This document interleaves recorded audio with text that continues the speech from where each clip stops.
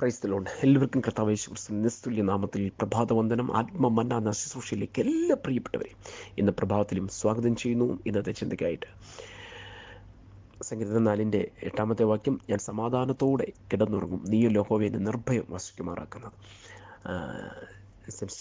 4:8 സമാധാനത്തോടെ കിടന്നുറങ്ങും എന്ന വചനം ഇന്ന് പ്രഭാതത്തിൽ എല്ലാ പ്രിയപ്പെട്ടവരും ഒരുപക്ഷെ അറിയാവുന്ന ഒരു വചനമാണ്, കാണാതെ അറിയാവുന്നൊരു വാക്യമാണ്. എന്നെ ഈ വചനം ഇന്ന് ചിന്തിപ്പിക്കാൻ കാരണം ഒരു പ്രത്യേക കാര്യം എൻ്റെ ഹൃദയത്തെ സ്പർശിക്കുവാനിടയായിട്ടുണ്ട്. നമുക്കിവിടെ കാണുന്നത് സമാധാനത്തോടെ കിടന്നുറങ്ങും എന്ന് പറയുമ്പോൾ ലോകത്തിലുള്ള സകല മനുഷ്യരും ആഗ്രഹിക്കുന്ന സമാധാനത്തോടെയുള്ള ജീവിതമാണ്. സമാധാനത്തോടെയുള്ള ജീവിതം, സമാധാനത്തോടെയുള്ള യാത്ര, സമാധാനത്തോടെയുള്ള ജോലി, സമാധാനമായുള്ളൊരു കുടുംബജീവിതം, ഇതെല്ലാം ആഗ്രഹിക്കുക, മനുഷ്യരെല്ലാവരും ആഗ്രഹിക്കുന്നത്.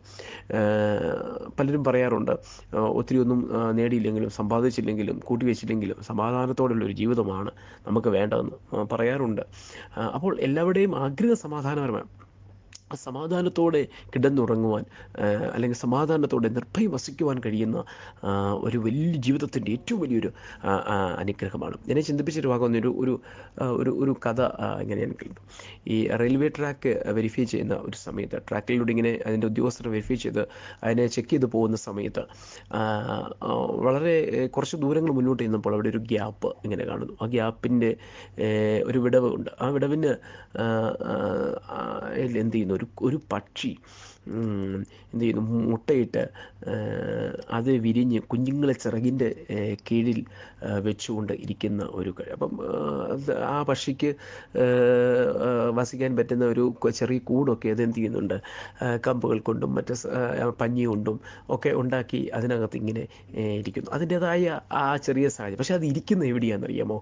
ഒരു റെയിൽവേ ട്രാക്ക്, അല്ലെങ്കിൽ എപ്പോഴും ശബ്ദങ്ങളും ശബ്ദ കോലാഹലങ്ങളും നടന്നുകൊണ്ടിരിക്കുന്ന ഒരു ഇടത്താണ്. ആ ഇടത്ത് എന്ത് ചെയ്യുന്നു, ഒരു പക്ഷി തൻ മുട്ടയിട്ട് കുഞ്ഞുങ്ങളെ വിരിയിച്ച് അവിടെ സമാധാനത്തോടെ ഇരിക്കുന്നെങ്കിൽ, ഇന്ന് പ്രഭാതവേളയിൽ പ്രിയപ്പെട്ടവരെ, നമ്മുടെ ചുറ്റുപാടുകളിലും ഇതിനെ വളരെയേറെ സ്പർശിച്ചൊരു കാര്യമാണ്.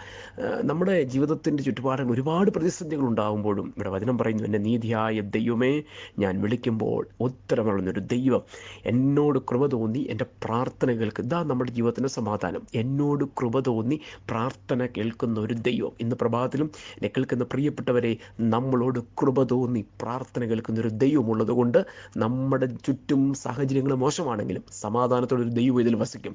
യേശു ക്രിസ്തു ഹൃദയത്തിലുള്ള ഒരു വ്യക്തി, ജീവിതത്തിലുള്ള വ്യക്തി, ഭവനത്തിലുള്ള ഒരു വ്യക്തിയുടെ ജീവിതത്തിൽ സമാധാനം കൊണ്ട് നിറയും.